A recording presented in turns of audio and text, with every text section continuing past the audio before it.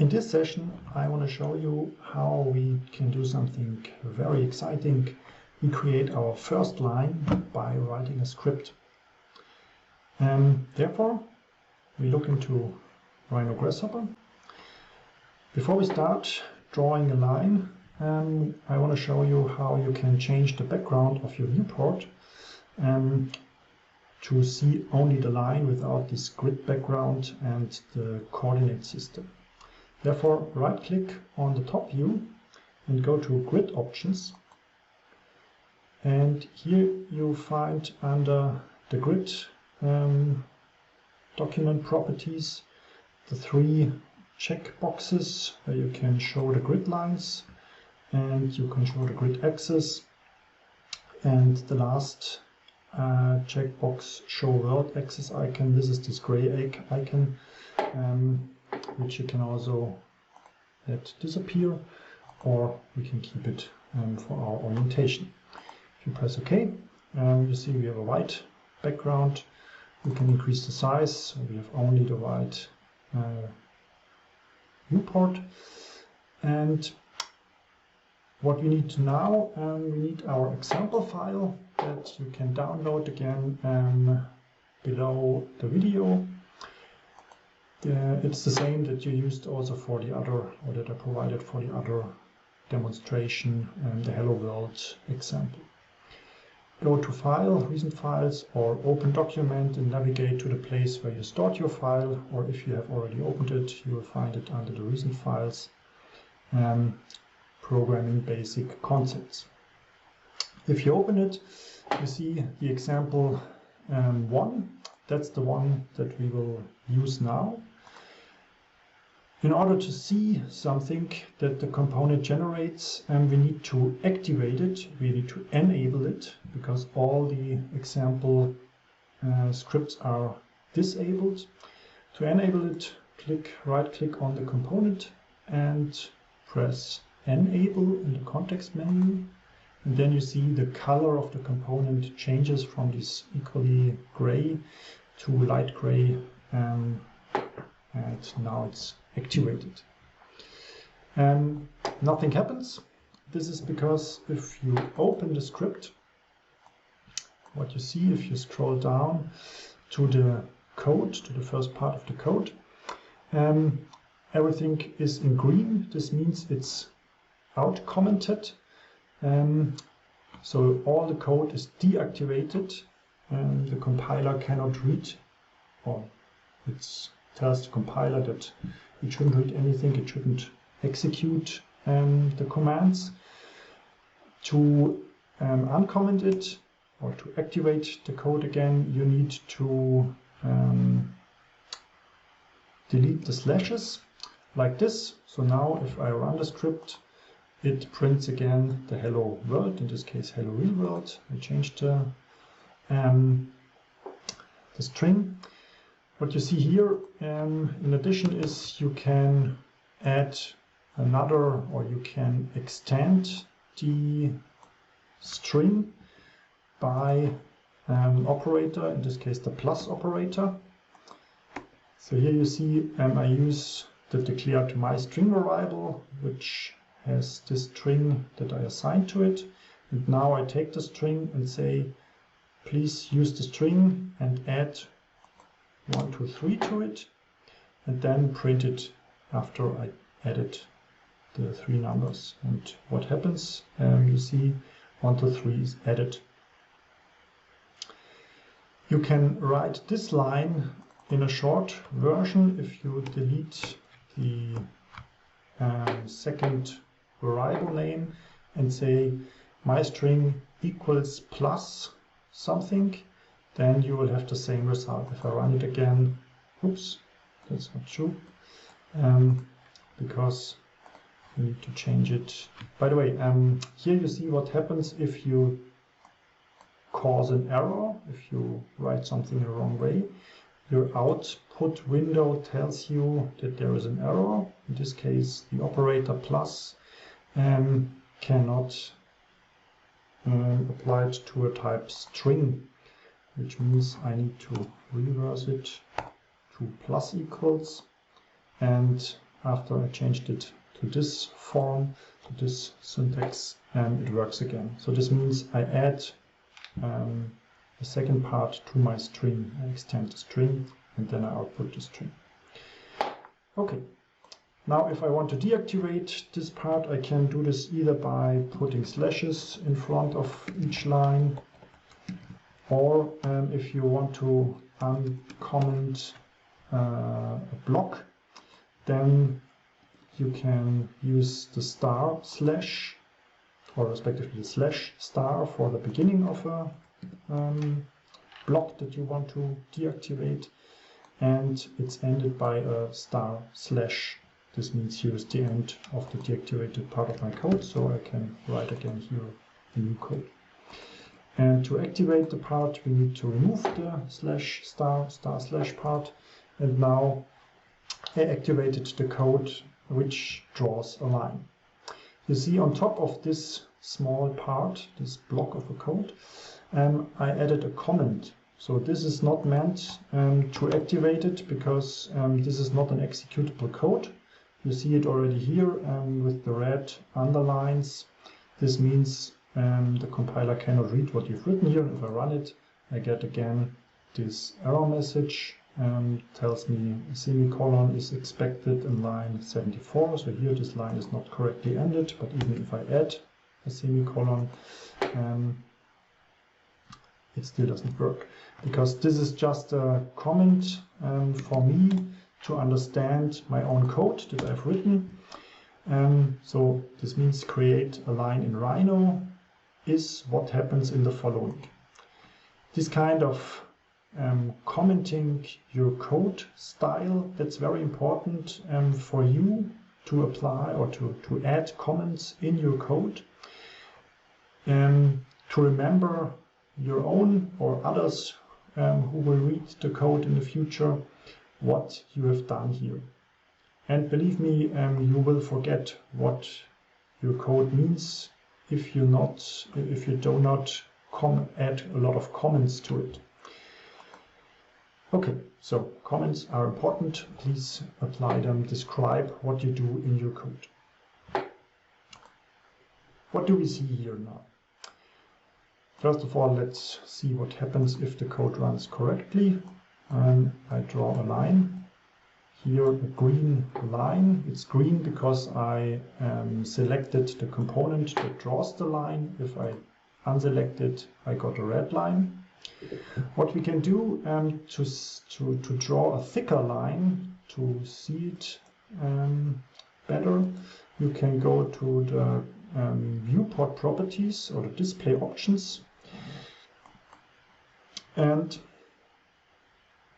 here you see in the part where you can control how elements are drawn in the view, you can go to display mode, and in my case I use a wireframe, the wireframe rendering mode, and I can go to the objects and select the curves, because the line is a curve object in Rhino, and I can increase the thickness and the curve width, for example to 5.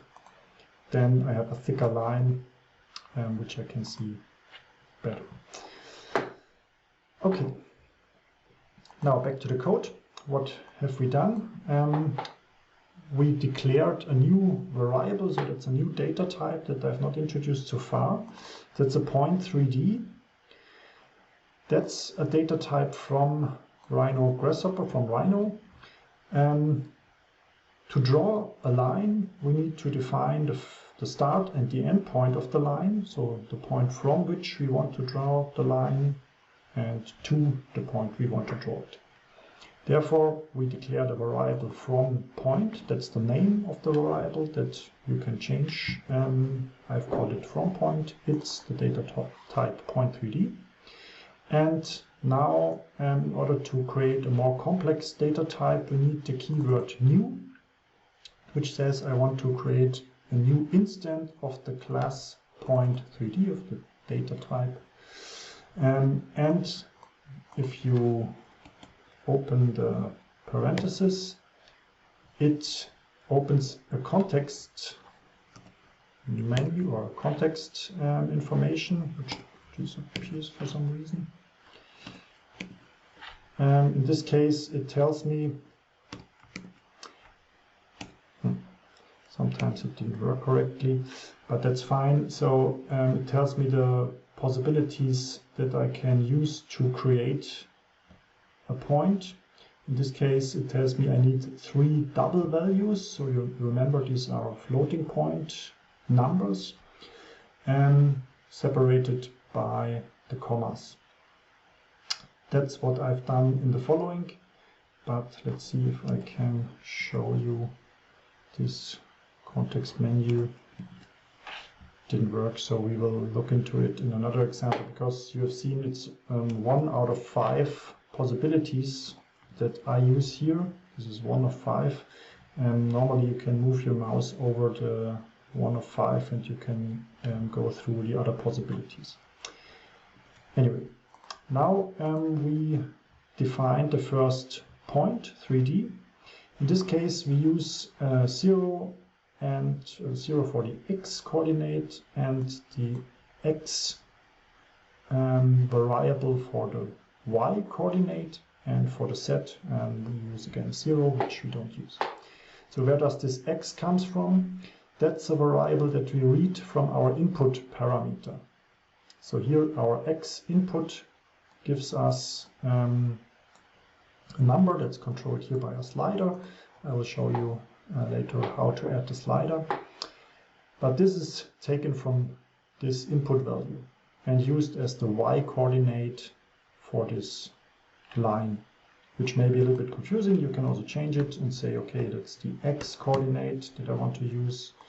Then your line is drawn a little bit different. Then we need the second point. I'll just reverse this briefly. The second point is then again declared with the same keyword, the point 3D. That's my data type. The name of my variable is 2point, 2pt, 2point. I create a new point 3D object with the variable x and y. Y again comes from my input variables, and 0 is the z coordinate. Now we have 2 points, but we need a line object. This is the keyword line that we need for this, and every keyword, every class comes from a library, and these libraries are embedded in your script automatically. That's predefined, but if you want to know from where it is, that's why I've added here the full name, the full path of the library. That's this line object is stored in the library geometry, and geometry is part of Rhino. And if you want to look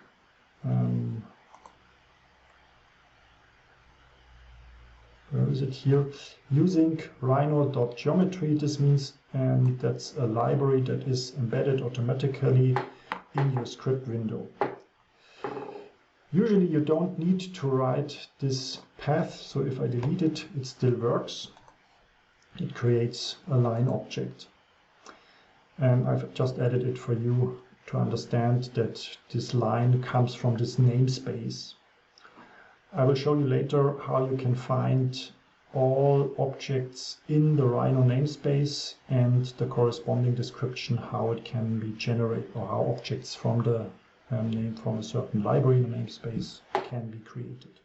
In my case, I need to use the new keyword and create a new instance of the class line.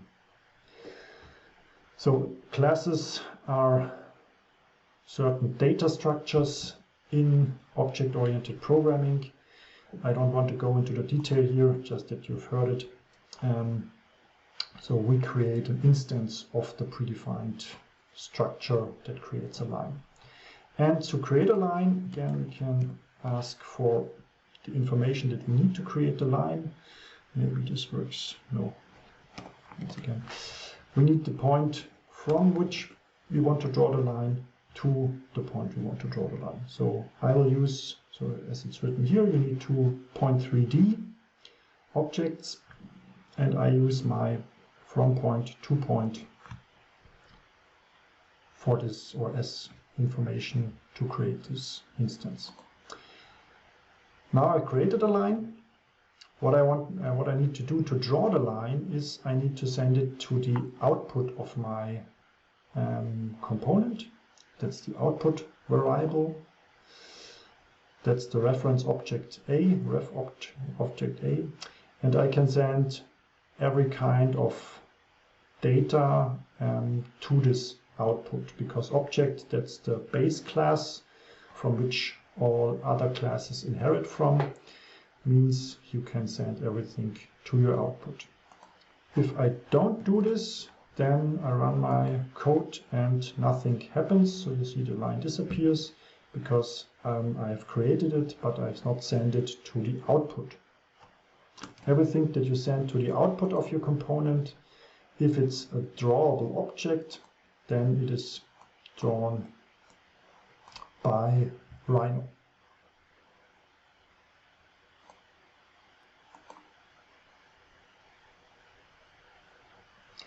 Let me show you where you can find all the objects from Rhino.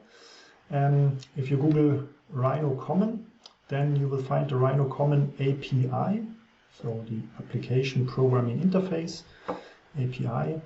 And here you see all the objects that you can use in your script. That's very important because Rhino offers a lot of geometry and functions, and you need to find out how you can use them in a script.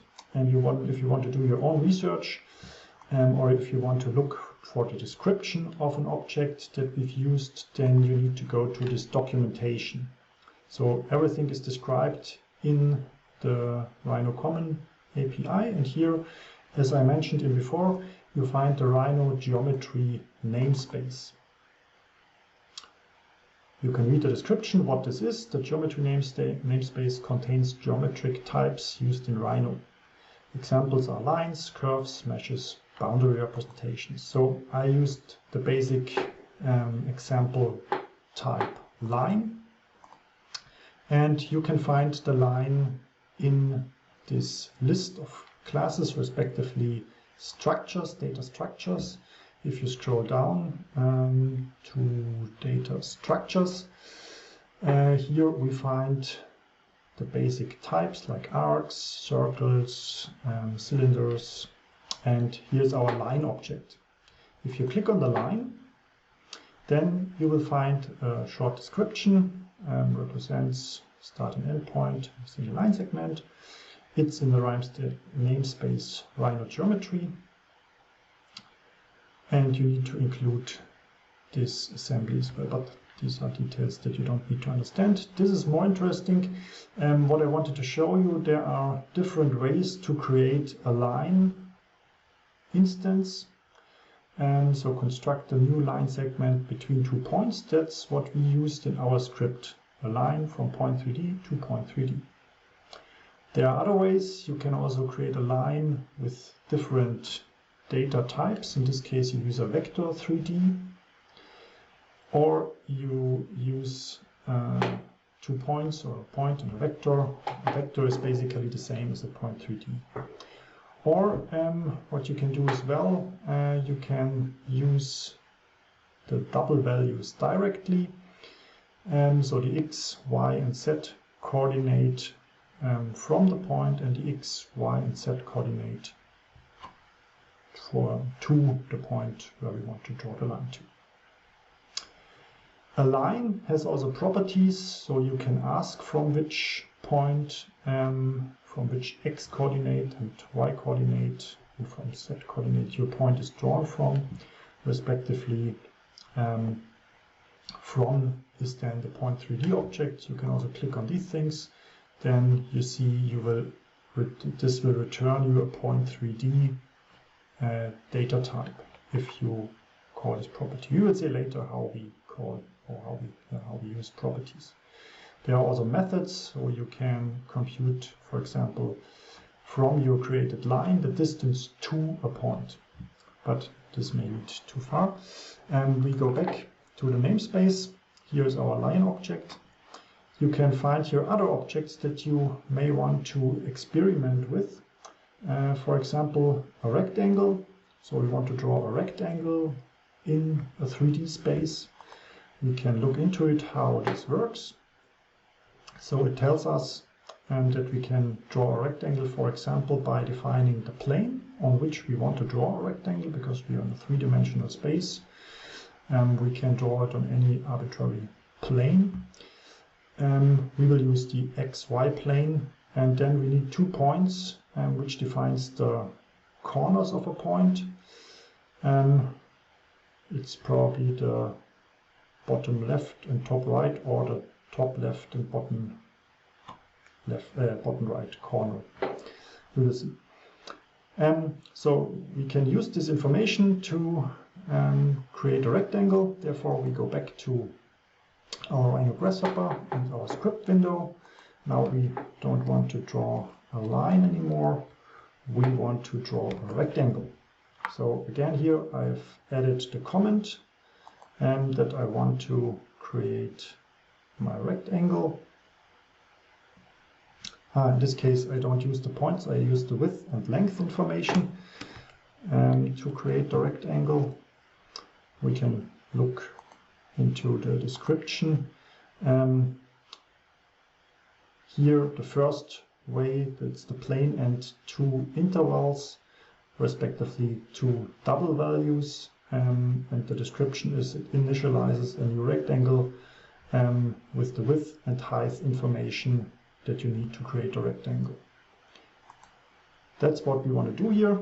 Therefore, I declare a double value, a variable of the type double, and I give it a value, in this case 10, and I create another one that's the length of my rectangle. Since it's a double, you can use floating point. Floating point is by a point, not by a comma. And now we use the Rhino geometry rectangle 3D, what we've seen in the description, as the definition of our variable. The declaration, we declare this variable as a rectangle 3D. And we have to use the new keyword and say we want to create a new rectangle 3D. So here you see I can write this without this part. That's the same. So to shorten it, we can use this form. I've just edited that you know from which namespace it comes from. And by the way, there is also another way, hopefully it works. If you add the point after the namespace, or after the Rhino geometry namespace, you see in the context menu which data types you can find in the namespace. So that's everything that we've seen on the website, that's described what it is. You find it here again. Also our rectangle, if I type R, then I find everything that starts with R. And here is our rectangle 3D. If you double click, it's there. So that's for you to help you to explore or to find classes in a namespace. Okay, so what we do here, we now create a new rectangle. We say we want to use the XY plane. That's another data structure that we can just use from Rhino. And that's again from some namespace. And we say we use the width and length information to draw the rectangle. Once again, we have to send it to the output. A is my rectangle. And if you press the run button, you see a wonderful rectangle is drawn on our screen. What we can do next to introduce another data type, we can convert the rectangle to a surface that it is filled, because now I want to fill my rectangle. Therefore, we need this part of the code. We want to create a aNURBS surface. This is done with a B-rep, boundary representation. To do this, we need to convert our rectangle into a NURBS curve, which is needed to create the BREP object. Once again, you can find all of this information, the description, how to do this in the description of the namespace. So we declare the variable myCurve as a NURBS curve. And now we use a method of the object rectangle 3D. And this method is that the rectangle can convert itself to a NURBS curve. And the syntax is that we just write a dot after the my rectangle variable, and then it tells me what methods. Methods are things the object can do, either with itself or with additional information, additional objects. So in this case, I want to transform the object itself to a NURBS curve. I could also convert it to a polyline or to a string, or I can transform it. This would then move, scale, or rotate the object. Okay, I converted it to a NURBS curve,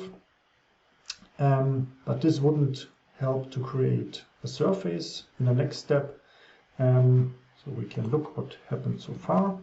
If we send the created curve to the output and deactivate the lines after, nothing changes, because the NURBS curve is exactly the same as the rectangle. It's just transformed in another data type, in another data structure. Now we can use this to create once again a new object, a boundary, a BREP. Here again you see it comes from Rhino geometry namespace, which we can delete. And to create a boundary representation, this is now not done with the new keyword as we've done it for the rectangle 3D. Here we say a boundary representation, a BREP, is created by a planar, so a flat BREP, and we have to send this curve to, or we have to send the curve into this method. Again, here that's a method to create a BREP. This I will explain you in a later session. That's from a list that's created. I take the first item out of a list. A list is nothing else than a more complex data structure. It stores a lot of entries to, for example, a list of integer values. Then you can store many integer values in one variable. But to access them, you need this address. But as mentioned, I will explain this later. This is, I take out the first, this is to tell the method that I want to have the first BREP that's created here and put it into this variable and store it as a BREP in this variable. And the last thing I need to do is to send it to the output. Means I say A is this my BREP surface. As mentioned already, you can send everything to the output that's drawable by Rhino, or you can also send something else to it, a string, but a string you wouldn't see in Rhino, but the boundary representation you will see. So here now you see it's a filled rectangle that's now a surface where you cannot look through anymore. Okay, so now I've shown you how you can work with geometry in your script. In our script component, you can now generate points, which you cannot see, but make lines out of it. And from the lines, you can create surfaces with this example. We have seen this to create the line. With these parameters, we can use the parameters also for example, for the width. And we can say the width is not 10 anymore, it's the x, or let's say it's the x variable, which I read from the slider to the input, and then it's used as the width, the information for the width of my rectangle. If I run this, you see the rectangle will change.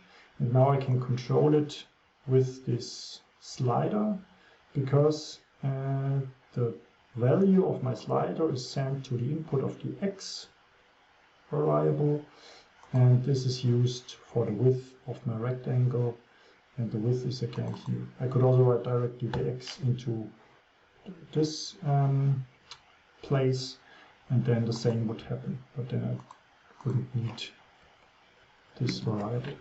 So there are many ways to design your code. There is no right or wrong way to do it. Many things work, but you should take care that it's readable again, that it's understandable what you do.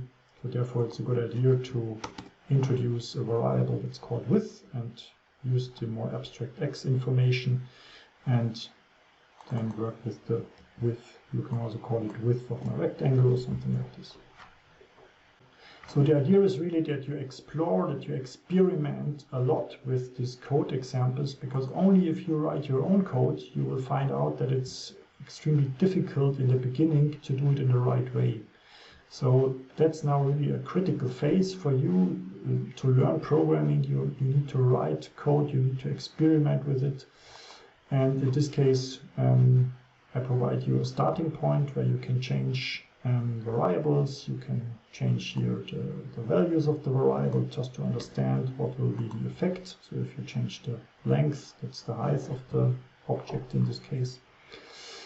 Really explore the very, very simple code to understand the basic mechanisms of creating geometrical elements by code in Rhino.